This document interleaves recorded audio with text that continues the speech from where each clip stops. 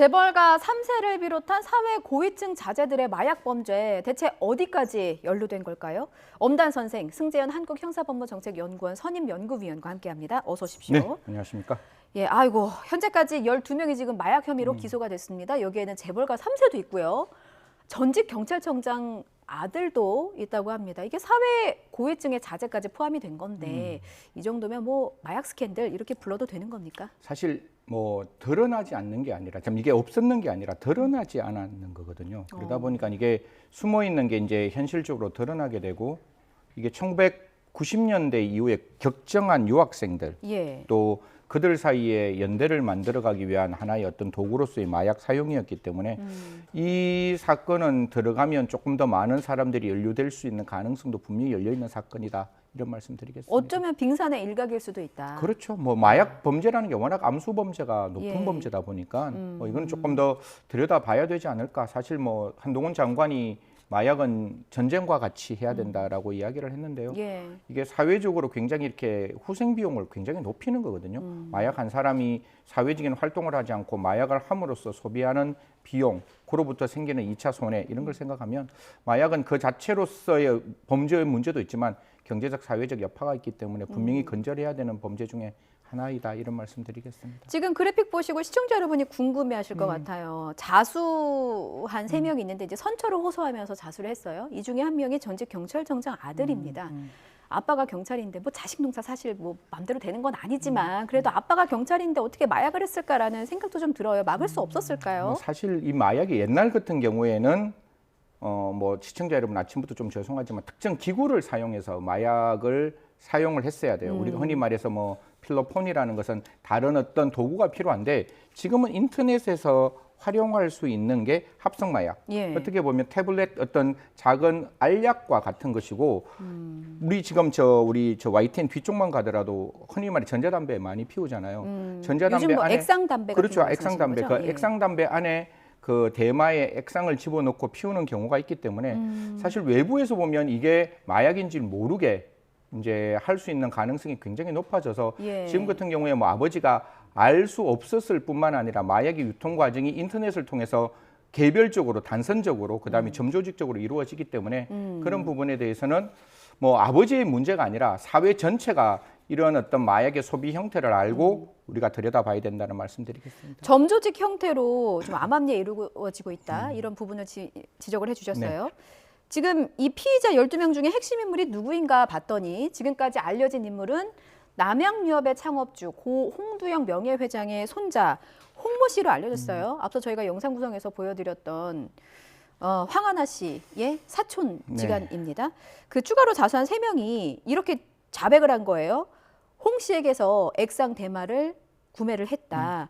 그러면 홍모 씨는 본인이 마약 투약 혐의뿐만이 아니라 공급책으로도 볼 수 있는 겁니까? 사실 제가 뭐 미국 이제 NIJ 그러니까 미국에서 이제 관련된 마약 관련된 분들하고 같이 이제 세미나를 하고 그쪽에서 뭐 기조 발표를 했을 때 대한민국의 마약 수요는 2가지 특징이 있어요. 예. 젊은 사람들은 피자 가격보다 싼 마약을 무차별적으로 그냥 이렇게 호기심에 의해서 하는 경우 그래서 10대 마약이 굉장히 격정했다는 것뿐만 아니라 이게 유학을 갔다 오고 그다음에 흔히 말해서 재벌 쪽에 계시는 분들의 어떤 마약 소비 패턴은 자기가 수요자이자 공급자가 되는 거예요. 그러니까 쉽게 말해서 제가 마약을 하면 혼자 마약을 하는 게 아니라 주위에 있는 사람에게 권유하는 거죠. 같이 하자. 그리고 이미 해외 유학하기 때문에 대마 사용에 대해서는 그렇게 크게 저항감이 없는 거예요. 그러다 보니까 마약이 그들의 연대를 만들어가는 어떤 특징이 있는 거기 때문에 마약이라는 게 특히 사회 고위층 자녀들에게는 공급자이자 수요자, 수요자이자 공급자이기 때문에 그냥 우리가 수요자는 치료를 하자 이렇게 얘기하거든요. 그런데 대한민국의 마약의 특징, 특히 고위직은 자기가 수요자이자 공급자이기 때문에 엄중한 처벌과 함께 더불어 치료를 해야지 단순히 치료만으로 해결될 수는 없는 문제다 이런 말씀드리겠습니다. 엄중한 처벌이 좀 필요하다라는 그렇죠. 그들이 부분 좀 짚어주신 공급자이기 거예요? 때문에 그렇습니다. 예, 공급자이기 때문에 이게 말씀하신 것처럼 이들이 좀 해외 유학파라는 공통점이 있습니다. 그러니까 인맥을 해외에서 공부하면서 쌓았다는 거예요. 그렇다면 해외에서부터 마약을 접했을 가능성이 있고 끊지 못하고 유학을 마치고 국내로 들어와서도 계속 마약을 한 거다 이렇게 좀 유출을 할 수 있겠습니까? 뭐 사실 제가 제일 걱정하고 있는 건 이거는 문화가 다르기 때문에 특정 나라에서 뭐 특히 대마를 합법화하는 건 그 나라의 문화인 것이고 예. 대한민국의 문화는 아직 마약 중에서 뭐 마약류 중에서 대마는 절대적으로 허용될 수 없는 물질 중에 하나인데 외국에 유학 생활하면서 그 나라 그 지역에서 합법화되었기 때문에 그 지역에서는 사용하는 게 문제가 없을 거잖아요. 예. 그러다 보면 담배 피우듯이 혹시나 그 대마에 중독되어 있는 상황에서 대한민국으로 넘어오면 사실 대한민국은 엄정하고 엄격하게 대마를 금지하고 있는 거잖아요. 예. 그러면 이 상황에서 두 가지가 필요했다는 거예요. 오자마자 그 나라에서 적법하게 했다 할지라도 우리나라에서 위법했으니까 치료받을 가능성이 하나가 있어야 되는 네. 것이고 두 번째는 그러한 어떤 마약을 공급하는 사람 입장에서는 타겟팅이 되는 거예요. 누가 해외 유학하고 누가 고위층 자녀인지를 알면 제가 마약을 파는 사람이면 누구한테 관심 있겠어요? 그들한테 관심 있지 않겠어요? 그렇죠. 왜냐하면 그들은 무한정한 돈이 있고 또 젊은 분들이기 때문에 무한정하게 마약을 사용할 수 있는 기간이 있기 때문에 말씀하신 것처럼 심리적인 저항감도 덜하고. 그렇죠. 예, 그래서 예. 공급자들이 타겟팅을 했기 때문에 이런 일이 있을 수 있다라는 말씀드리겠습니다. 일단 마약 투약 기간이 상당히 오래됐을 가능성이 네. 있고 그리고 앞서 이제 액상 대마 얘기를 했는데 사실 액상 대마는 일반 대마보다 환각 증세도 좀 강하고 높죠. 중독성도 강하다고 해서 중독성이 좀 강할까 지금 이런 부분이 우려되는 상황입니다. 자, 이 스캔들에 연루된 또 한 사람이 있는데 미국 국적의 가수 40살 안모 씨예요. 네네. 이 사람의 경우는 집에서 대마를 재배하다가 적발이 됐습니다. 요거는 처벌 수위가 어떻게 됩니까? 대마류 관리 등에 관한 법률 보면 58조가 수출이나 수입했을 때는 무기 또는 5년 이상이고 예. 이게 대마를 제조하면 매매를 위해서 제조를 하면 59조 11호에 의해서 1년 이상의 징역에 해당될 수 있어요. 그래서 네. 단순히 공급하거나 단순히 수요했는 게 아니라 재배를 해서 그걸 매매하기로 했기 때문에 이 부분은 훨씬 더 엄중하게 처벌받을 수 있죠. 1년 이상의 징역이면 30년까지 가능하니까요. 예. 1년에서 30년까지 처벌할 수 있다라는 말씀을 드리는데 사실 이게 법원에서 만들어 놓은 양형 기준이 워낙 낮다 보니까 예. 이렇게 한다 할지라도 제가 봤을 땐 집행유예 나오지 않을까 그렇게 생각합니다. 아, 집행유예. 또다시 집행유예를 저희가 또 논하게 되는군요.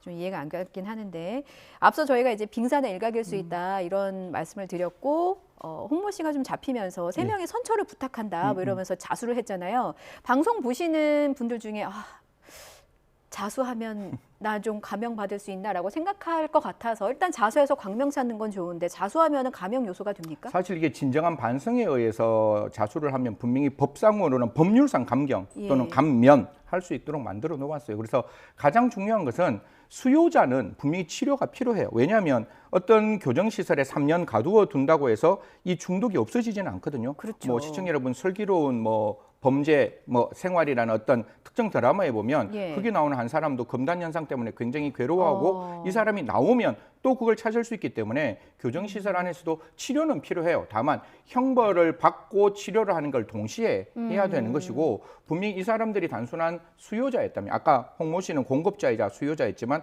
단순히 수요자 한번 해볼래? 그래서 그렇게 해서 유혹으로 했다면 예. 그 경우는 선처가 필요하지 않을까. 하지만 이들도 역시 공급의 역할을 했다면 이 부분에 대해서는 또 엄중한 처벌이 필요하다. 그래서 사건의 내막을 좀 들여다봐야 하지 않을까 그렇게 말씀드리겠습니다. 혹시 치료 의지가 있었다면 뭐 병원에 간 기록이라든지 혹은 의사를 표현했다든지 이런 부분도 좀 반영이 되는 겁니까? 이 부분에 대해서 시청자 여러분, 주위에 계시는 혹시나 이렇게 유학 갔다 오신 분 중에 그럴 수 있는 거잖아요. 예. 제가 꼭 한 가지 말씀드리고 싶은 거는 이제는 의사가 고발 의무가 없어졌어요. 그러니까 내가 어떤 특정한 다이어트 약을 먹다가 중독이 됐다든가 아니면 외국에 있다가 중독이 됐는 경우에는 우리나라에 있는 병원에서 치료를 꼭 받기를 저는 권장하고 두 번째 이 치료 시설이 굉장히 많은데 실질적으로 마약을 치료하는 병원은 제가 알기로는 인천 참사랑병원과 그 칠곡에는 부곡병원 정도밖에 되지 않아요. 그래서 이거 좋네요. 보건복지부에서 좀 적극적으로 좀 들여다봐서 치료받을 수 있는 사람이 적극적으로 치료될 수 있도록 좀 해주시고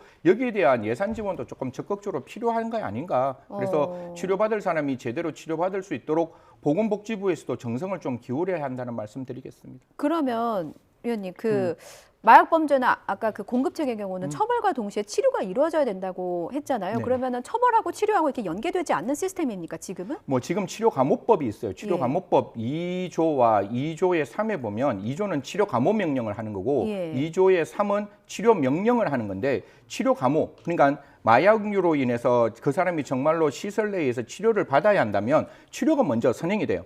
치료하고 난 다음에 치료를 받고 남은 나머지 형기를 교정시설에서 살도록 하는 거니까 이런 부분에 있어서 가장 중요한 거는 마약 중독자들이 치료받을 수 있는 시설이 많아야 치료를 하고 또 형기를 살 수 있도록 만들어야 되는데 그렇죠. 사실 그런 병원들이 아까 제가 말씀드렸다시피 치료감호법상은 공주 국립 법무병원밖에 없으니까 제대로 된 치료가 안 되고 있는 부분도 있다. 그래서 거듭 말씀드리지만 처벌도 저는 처벌 반드시 해야 된다는 사람인데 처벌뿐만 아니라 치료시설도 확장될 필요가 있다는 말씀 드리겠습니다.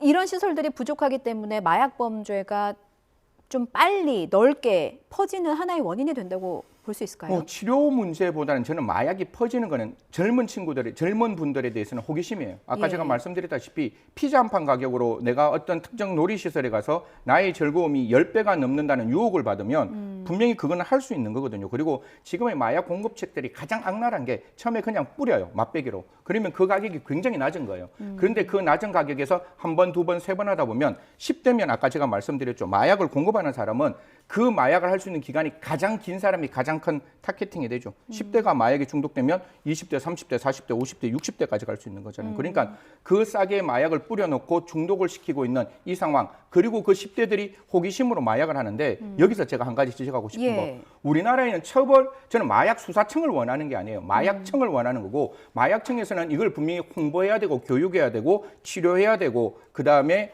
그 사람들을 재활해 줄 수 있는 걸 만들어야 되는데 지금 마약에 대해서 홍보하거나 교육하지 않잖아요.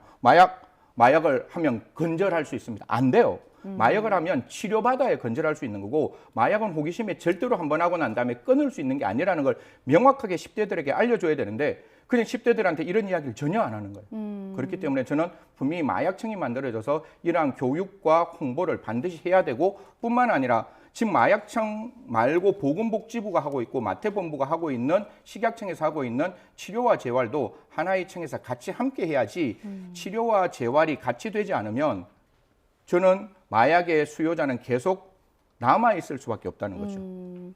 정리해보면 지금 저희가 그래픽으로도 보여드렸습니다만 19세 이하, 그러니까 청소년들의 마약 사범이 증가하고 있다는 수치 저희가 보여드렸고요. 그래서 교육이 더더욱 필요하다는 점 하나 지적해드렸고 치료시설이 미비하니까 이거 좀 정부 차원에서 확보를 해야 된다. 이런 부분까지 짚어드렸고요. 하나 더, 지금 마약 범죄 전담하는 곳이 이제 각 부처에 남아있다고 하는데 이게 좀 일어날 필요성이 있다라는 부분도 이제 앞서 지적을 해주셨는데 저희가 시간이 없어서 마지막으로 그럼 우리 사회가 지금 가장 급하게, 가장 먼저, 가장 중요하게 해야 될 건 뭔지를 좀 정리해 세 주세요. 가지만 말씀드리고 10대들한테는 교육과 홍보가 반드시 필요해요. 이건 절대로 끊을 수 없고 치료받아야 한다. 두 번째는 공급책에 대해서는 정말 제로 톨러런스 엄중하게 처벌해야 되는 것이고 수요자들에 대해서는 치료해야 돼요. 치료해야 다음이 리엔트리라 그러죠. 그러니까 재범이 방지되는 거기 때문에 반드시 재활과 치료가 필요하다는 말씀, 거기에 대한 예산 지원이 필요하다는 말씀 드리겠습니다.